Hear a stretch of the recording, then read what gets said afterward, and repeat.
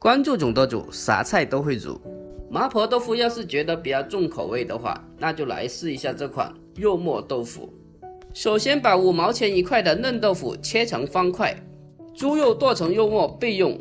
下面我们起锅烧水，放入豆腐，加适量的盐、老抽增加底味。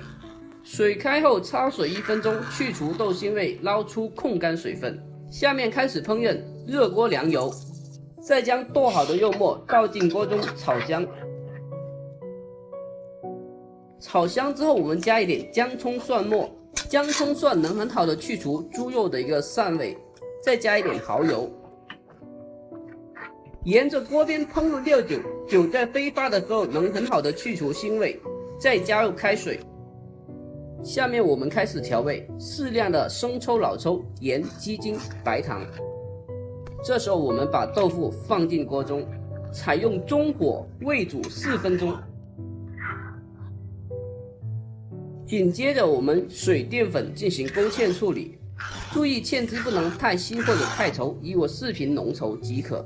出锅之前我们来一点明油，明油的作用可以使得菜品的色泽更加的明亮。最后一步，我们出锅装盘，撒上一点性感的小葱花就完成了。这样做的肉末豆腐真的非常的下饭，成本只要几块钱，做法简单又好吃。喜欢的赶紧双击收藏起来吧。